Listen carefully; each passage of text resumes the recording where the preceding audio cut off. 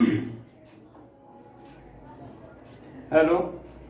आज जो है पिछले अपने वीडियो को मैंने जो सेंड किया था उसमें क्लास 10th का linear equation in two variables को स्टार्ट किया था। तो ये जो है linear equation in two variables में पिछले क्लास में हमने समझाया था ग्राफिकली सॉल्यूशन के द्वारा किसी सिस्टम को सॉल्व कैसे किया जाता है। उसी वक्त हमने ये भी कहा था कि किसी सिस्टम को सॉल्व करने के लिए दो मेथड होता है, एक होता है ग्राफिकली और दूसरा होता है अलजेब्रिकली। तो अलजेब्रिकली मेथड जो होता है यहाँ पर सेकेंड मेथड जो होता है अलजेब्रिक मेथड से किसी सिस्टम को सॉल्व करते हैं। तो इसमें ग्राफिकली मेथड्स में तो ग्राफ के हेल्प से सिस्टम को सॉल्व किए थे, एक्स वाई का वैल्यू निकाले थे, और इसमें कैलकुलेशन करके हम जो है सिस्टम को सॉल्व करते हैं, एक्स वाई का वैल्यू निकालते हैं। तो इस वीडियो में हम अलजेब्रिक मेथड से किसी सिस्टम को सॉल्व करने का मेथड सीखेंगे। जैसे कि अलजेब्रिक मेथड में पहला मेथड होता है एलिमिनेशन मेथड,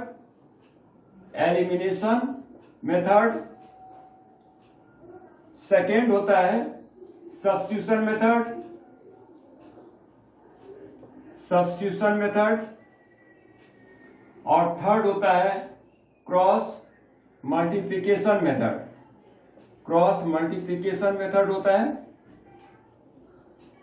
तो ये मेथड जो है इस बार इस कोरोना के कारण काफी समय से सारे स्कूल बंद हैं, इस वजह से हमारी जो है ये तीसरा मेथड जो है डिडक्ट कर दिया गया है सिलेबस में। दो मेथड को ही पढ़ने के लिए इस बार है, लेकिन ये बहुत ही आसान है। हम एक क्वेश्चन को ही तीनों मेथड से बताते हैं। उससे क्या होगा कि तीनों मेथड हमारे दिमाग में रहेगा, ये मेथड भी सीख लेंगे, अच्छी बात है, और इस दोनों पे फोकस करके रहेंगे एग्जाम की तैयारी के लिए। तो उस कंडीशन में होता क्या है कि हम एलिमिनेशन और सब्स्टिट्यूशन से जो बनाएंगे कोई क्वेश्चन, एक ही क्वेश्चन, तो अलग अलग हर क्वेश्चन को बनाने का हमको जो है कोई ज्यादा परेशानी नहीं होगी, क्योंकि एक ही सवाल को हम एलिमिनेशन से भी समझ लेंगे, सब्स्टिट्यूशन से भी समझ लेंगे और क्रॉस मल्टीप्लिकेशन से भी समझ लेंगे। मतलब कहने का कि 2-3 लेसन का कॉन्सेप्ट माइंड में आ जाएगा। उसके बाद तुम जितना मेहनत करो आराम से वो आगे बढ़ो। यहाँ तो एलिमिनेशन, सब्स्टिट्यूशन और क्रॉस मल्टीप्लिकेशन तीनों को हम एक एग्जाम्पल की मदद से ही अभी समझाएंगे यहाँ, और आगे देखते हैं अलजेब्रिक मेथड में क्या है। तो सबसे पहले तो हम बताए थे कि linear equation in two variables जो होता है उसका स्टैंडर्ड फॉर्म होता है a1x plus b1y plus c1 is equal to 0, a2x plus b2y plus c2 is equal to 0। ये linear equation in two variables है, और दो इक्वेशन है तो ये सिस्टम है। इस सिस्टम हमको रहेगा दिया हुआ और सॉल्व करना है सिस्टम को, मतलब एक्स वाई का वैल्यू निकालना है। तो ऐसे सिस्टम को ग्राफिकली हमने सॉल्व करके पिछले वीडियो में समझाया कि दोनों इक्वेशन का अलग अलग दो लाइन ड्रॉ करते हैं, और दोनों लाइन इंटरसेक्टिंग लाइन है कि ओवरलैपिंग लाइन है या पैरेलल लाइन है, उसके आधार पर उसके रिजल्ट को हम बतलाते हैं कि यूनिक सॉल्यूशन होगा या इनफाइनाइट मेनी सॉल्यूशन होगा या नो सॉल्यूशन होगा। ग्राफ खींच के हम बताते थे, और साथ ही साथ ये भी बताए थे कि यदि a1/a2 does not equal to b1/b2 हो तो ऐसे सिस्टम को कहते हैं consistent system. Solution unique solution होता है, एक्स वाई का सिर्फ एक मान मिलता है। फिर सेकेंड केस में चेक करने के लिए बतला दिए थे कि यदि a1/a2 equal to b1/b2 equal to c1/c2 होता है तो सिस्टम कंसिस्टेंट ही होता है, और ऐसे सिस्टम में इनफाइनाइट मेनी सॉल्यूशन होता है, मतलब एक्स वाई का इनफाइनाइट सॉल्यूशन निकलता है।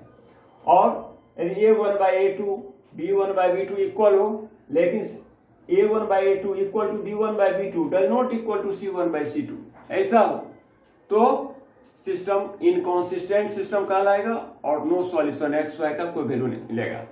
तो ये जो है हम ग्राफिकली सॉल्यूशन में देख लिए थे। अब ये क्वेश्चन तुम्हारे सामने लिखा हुआ है इस क्वेश्चन को लिखने के पीछे कारण यह है कि ये दो सिस्टम अगर दे दिया तो एलिमिनेशन मेथड या क्या बोलते हैं सब्स्टिट्यूशन मेथड या क्रॉस मल्टीप्लिकेशन मेथड, जिस मेथड से भी बनाना हो बहुत आसानी से बन जाता है। लेकिन वर्ड प्रॉब्लम में सबसे पहले क्या है, उसको पढ़ो, समझो और दो इक्वेशन बनाओ। इक्वेशन बना के तब फिर उसको प्रोसेस से जैसे सॉल्व करते हो करो। तो वर्ड प्रॉब्लम को सॉल्व करने से हमको अभी दो फायदा होगा। पहला तो वर्ड प्रॉब्लम से इक्वेशन कैसे बनता है ये भी समझ जाएंगे, और फिर इक्वेशन को सॉल्व करना है दोनों मेथड से वो भी समझ जाएंगे। इसलिए एक क्वेश्चन को बनाने से इस आगे आने वाला बहुत सारा बात क्लियर हो रहा है, इसलिए इसको देखते हैं। तो सबसे पहले चूंकि linear equation in two variables chapter है तो दो वेरिएबल हमको मानना पड़ेगा। तो किसको मानते हैं, क्वेश्चन देखते हैं। The students of a class are made to stand in row. किसी क्लास के जितने भी स्टूडेंट हैं उनको रॉ में खड़ा किया गया है, ठीक है। If 3 students are extra in a row, यदि जितने रॉ में स्टूडेंट्स को खड़ा किया गया है उसमें से किसी रॉ के बारे में कह रहा है कि 3 students are extra in a row, row में 3 स्टूडेंट एक्स्ट्रा हो जाए, there would be 1 row less, तब एक रॉ कम हो जाएगा। क्योंकि प्रत्येक रॉ में 3 स्टूडेंट्स एक्स्ट्रा खड़ा कर दिए तो एक रॉ कम जाएगा। If 3 students are less in a row, और प्रत्येक रॉ में 3 स्टूडेंट्स को कम करके खड़ा करें, देयर वुड बी 2 रॉ मोर, तो प्रत्येक रॉ में कुछ स्टूडेंट्स को कम खड़ा करेंगे तो रॉ की संख्या बढ़ जाएगी। ये दो कंडीशन, इसी दो कंडीशन से हमको दो इक्वेशन, लीनियर इक्वेशन बनेगा। Find the number of students, तो नंबर ऑफ स्टूडेंट्स क्लास में कितना है जिसको कि रॉ और कॉलम में रॉ वाइज खड़ा करना है। तो यहां पर मानना पड़ता है let the number of rows be x and the total number of students stand in each row be y। हम total students of the class नहीं माने हैं, बल्कि ये माने हैं कि टोटल रॉ की संख्या x मान ली है, अब प्रत्येक रॉ में y स्टूडेंट खड़ा है, ये माने हैं। तो let the number of row be x, total row x है, and the total number of students stand in each row be y, और प्रत्येक रॉ में टोटल स्टूडेंट कितना खड़ा किए y। तो नंबर ऑफ रॉज, अब प्रत्येक रॉज में स्टूडेंट्स की कितनी संख्या खड़ी है, इस दोनों को मल्टीप्लाई कर देंगे तो टोटल स्टूडेंट्स की संख्या हो जाएगी। Therefore the total number of students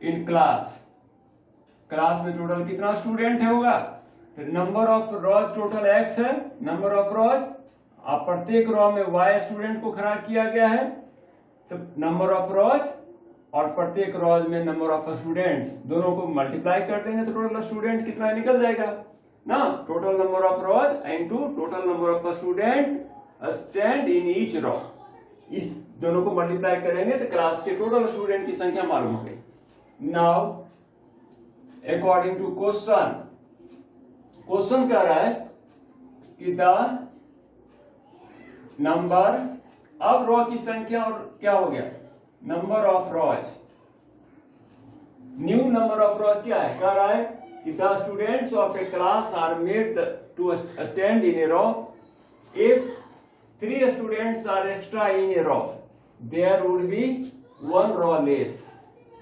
एक रॉ घट जाता है, 1 रॉ लेस हो गया, क्यों, क्योंकि प्रत्येक रॉ में 3 स्टूडेंट्स एक्स्ट्रा हो गया। The number of students stand in, कितना रो है, x माइनस 1 रो, इतना रो में नंबर ऑफ स्टूडेंट्स अब कितना खड़ा हो गया, प्रत्येक रो में 3-3 स्टूडेंट बढ़ गया, y स्टूडेंट था 3-3 स्टूडेंट्स बढ़ गया, तो एक रो कम गया, अब प्रत्येक कमे हुए रो में 3-3 स्टूडेंट्स ज्यादा है, इसलिए अब टोटल नंबर ऑफ स्टूडेंट्स क्या होगा, द टोटल नंबर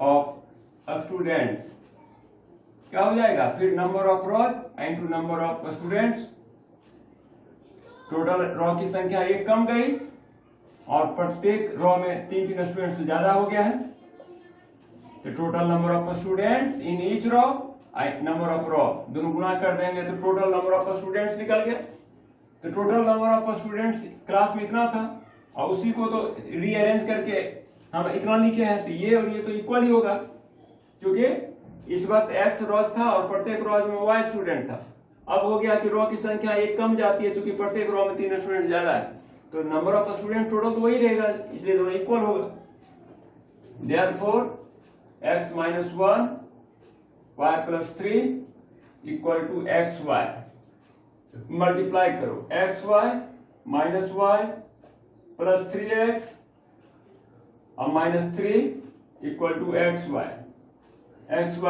कैंसिल, तो यहां हो जाएगा 3x सीधा कर दो, 3x minus y equal to minus 3 उधर गया प्लस 3 हो गया, क्योंकि xy क्यों कट रहा है कि प्लस xy इधर लाएंगे तो माइनस xy हो जाता, तो प्लस xy ये इधर आके माइनस xy कट जाएगा, प्लस माइनस तो 0 बचा, इसलिए माइनस 3 को इधर लाए प्लस 3 हो गया, देख लो पहला इक्वेशन आ गया।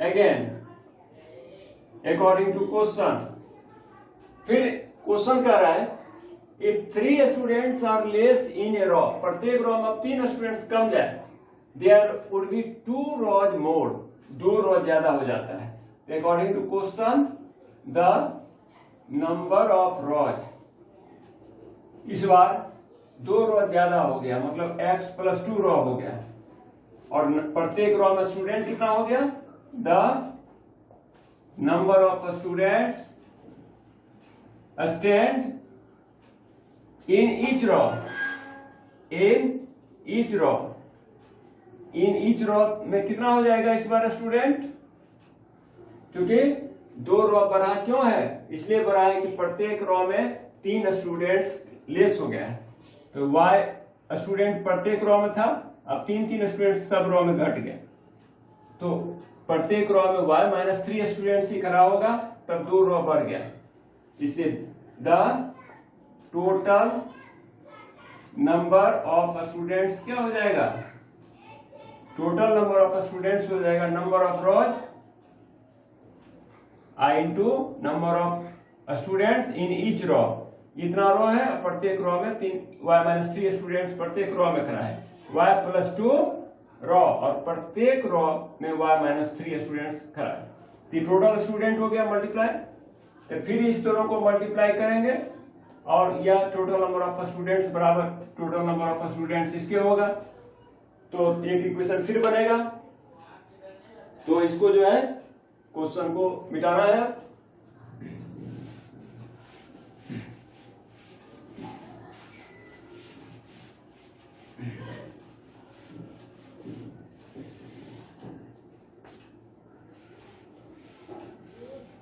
अब जो है देखते हैं, now total number of students ये हुआ x plus 2 y minus 3 equal to total number of student x y के इक्वल होगा, कारण है कि टोटल नंबर ऑफ स्टूडेंट्स जो होता है एक्स वाई, और ये यहाँ भी total number of rows into total number of students in each row इतना है, दोनों मिला के इक्वल होगा, मल्टीप्लाई करो x y plus 2y minus 3x plus minus minus 6 equal to x y दोनों तरफ कैंसिल, 2y माइनस 3x 6 को उधर कर दो, इक्वेशन 2 हो गया। अब हमको सिस्टम बन गया, मतलब 2 इक्वेशन आ गया, लीनियर इक्वेशन इन 2 वेरिएबल्स, एक इक्वेशन यहां बना एक इक्वेशन यहाँ बना, सिस्टम हमको प्राप्त हो गया। अब इसी दोनों को सॉल्व करके एक्स वाई निकालना है। एक्स वाई निकल जाएगा तो टोटल नंबर ऑफ स्टूडेंट्स निकल जाएगा। तो अब इसको हम जो है इक्वेशन बनाने के बाद फिर आप दोनों इक्वेशन को एक साथ लिख लेते हैं। Also equation 1 3x minus y equal to 3, फिर से लिखते हैं 3x minus y equal to 3। ये दो इक्वेशन हो गया। अब मिटाते हैं नीचे, तब सॉल्व करना है। तो यहां पर जो है इस वर्ड प्रॉब्लम को लिखने से क्या हुआ कि हमको ये भी सीखने को मिल गया कि वर्ड प्रॉब्लम से इक्वेशन भी बनाना है तो कैसे बनाना है। इक्वेशन बन गया, अब इसको सॉल्व करना है एलिमिनेशन मेथड से, सब्स्टिट्यूशन मेथड से।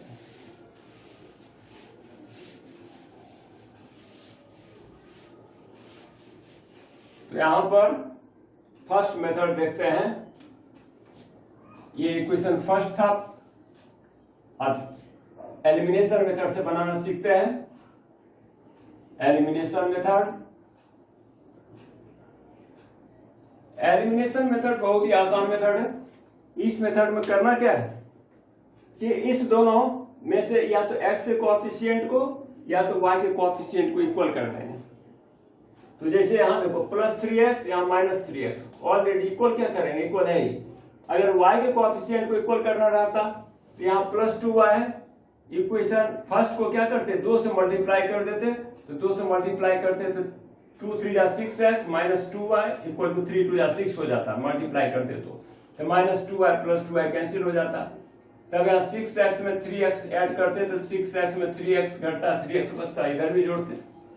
तो y को अगर इक्वल करना होता तब इक्वेशन 2 को 2 से मल्टीप्लाई कर देते, लेकिन अभी ऑलरेडी x का कोएफिशिएंट इक्वल है ही, तो मल्टीप्लाई काहे के लिए करोगे, दोनों इक्वेशन को ऐड कर दो। जब अपोजिट साइन रहे, ये प्लस है ये माइनस है, अपोजिट साइन रहे तो ऐड कर देना चाहिए, और सेम साइन रहे तो सब्ट्रैक्ट कर देना चाहिए। जैसे ये भी माइनस रहता है, ये भी माइनस है, तब इसमें इसको सब्ट्रैक्ट कर देते हैं। सब्ट्रैक्ट करने से क्या होता है, नीचे वाला का साइन चेंज हो जाता। ये माइनस था, सब्ट्रैक्ट करते तो माइनस का साइन प्लस हो जाता, माइनस का साइन प्लस हो जाता, प्लस का साइन माइनस हो जाता। तो साइन बदलने के बाद प्लस माइनस करता, लेकिन सेम साइन यहां नहीं है, अपोजिट साइन है, इसलिए जोड़ देंगे। ऑन एडिंग इक्वेशन 1 एंड 2, दोनों को लिख के फिर 2y minus 3x equal to 6, 3x minus y equal to 3, जोड़ देंगे तो माइनस प्लस कैंसिल, 2y में y माइनस होगा y, 6 में 3 गया 3, यहां पर ये जोड़ रहे हैं 9, ठीक है, ये निकल गया। उसके बाद क्या है, putting the value of y in the equation 1 या इक्वेशन 2, किसी में भी y का वैल्यू रख देंगे। तो putting the value of y in the equation first, equation first में 3x minus y equal to 3 है, y का मान 9 निकला है, 9 रख दो। 3x इक्वल टू 3, 9 को इधर ले आओ, 3x 3 प्लस 9 12, x बराबर 12 बाई 3, 3 4 जा 12 4। इस प्रकार से x 4 निकला, y 9 निकला। किस मेथड से निकला, एलिमिनेशन मेथड से। तो एलिमिनेशन मेथड समझ गया कि दो इक्वेशन सिस्टम का जो रहेगा उसमें या तो x के कोएफिशिएंट को इक्वल देख लेंगे, अगर इक्वल है तो डायरेक्ट ऐड कर देंगे या सब्ट्रैक्ट कर लेंगे।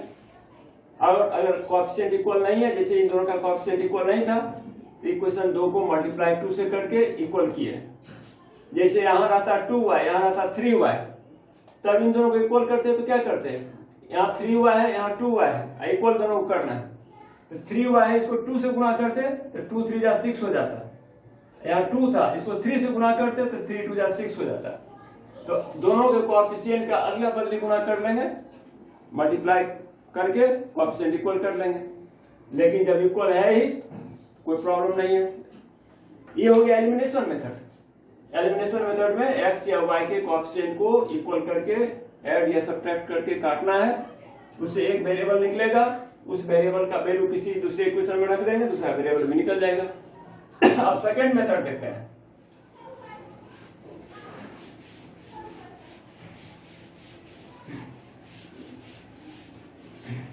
अब सेकेंड मेथड है सब्स्टिट्यूशन मेथड। सब्स्टिट्यूशन मेथड देखते हैं। सब्स्टिट्यूशन मेथड यह भी बहुत ही आसान है। सब्स्टिट्यूशन मेथड मतलब सब्स्टिट्यूशन का अर्थ क्या होता है कि एक के जगह पर दूसरे को सब्स्टिट्यूट करना, एक वैल्यू के जगह पर दूसरे वैल्यू को प्रतिस्थापित करना, सब्स्टिट्यूट करना। तो यहां पर इक्वेशन 1 से हम x या y का वैल्यू निकाल लेते हैं। इक्वेशन 1 से है ना, इक्वेशन 1 से किसी एक का वैल्यू निकाल लेते हैं, या तो x का या तो y का, और निकाल के उसको इक्वेशन 2 में पुट कर देते हैं। यहां पर हो जाएगा from equation 1 3x minus y equal to 3, 3x minus 3 को इधर कर लो, y का वैल्यू निकाल लिए, सीधा करके लिख देते हैं y equal to 3x minus 3, equation 3 मान लेते हैं, जो इक्वेशन पहले से है। अब y का वैल्यू, चूंकि हम y का वैल्यू किससे निकाले हैं, इक्वेशन 1 से निकाले हैं। अब इक्वेशन 1 से y का मान निकाल के इक्वेशन 2 में पुट कर दो, यही वो आप सब्स्टिट्यूट करना। Putting the value of y in the equation second, तो हो जाएगा 2y, y का मान यहां पर रखना होगा 3x minus 3 minus 3x equal to 6। Solve करो, 3 2 6x माइनस 3 2 6 माइनस 3x, ठीक है, इक्वल टू 6। 6 में 3x घट गया तो 3x बचा, 6 अब plus 6 12, x equal to 12/3 4, x का वैल्यू 4 निकल गया। अब putting the value of x in the equation 3, equation 3 में x का मान रख दो, डायरेक्ट y निकल जाएगा, y equal to 3 into x, x का वैल्यू 4 निकला है, 3 इंटू 4 माइनस 3, 4 3 12, 12 में 3 माइनस करोगे 9, x y निकल गया। तो एलिमिनेशन मेथड जो था, एलिमिनेशन मेथड में भी यही ना निकला था, x का वैल्यू निकला था उस वक्त भी 4 और y का वैल्यू 9 वहां भी निकला था, अभी भी वही निकला। तो मेथड को भी अप्लाई करेंगे, सही बनाएंगे तो आंसर एक्स वाई सेम ही निकलेगा। अब टोटल नंबर ऑफ स्टूडेंट्स निकालना था, the total number of students, total number of students क्या माने थे स्टार्टिंग में, एक्स वाई, एक्स का मान कितना निकला है, एक्स का मान 4 आई इंटू वाई, वाई का वैल्यू 9 इक्वल टू 36। क्लास में 36 स्टूडेंट है, तो कितना आसानी से ये समझ गए। एक वर्ड प्रॉब्लम की मदद से हमने यह देख लिया कि टोटल नंबर, ये वर्ड प्रॉब्लम को लिखने के बाद सबसे पहले वर्ड्स को पढ़ना है, उससे अननोन वैल्यू एक्स वाई के टर्म में दो लीनियर इक्वेशन को फॉर्म करना है। लीनियर इक्वेशन फॉर्म कर लेंगे तो वो वर्ड प्रॉब्लम बनाने से क्या हुआ कि उससे हम इक्वेशन बनाना भी सीख गए और साथ ही उसको सॉल्व करके एलिमिनेशन मेथड हो या सब्स्टिट्यूशन मेथड हो, सॉल्व करने का तरीका भी सीख गए। ठीक है, तो ये मिटाते हैं।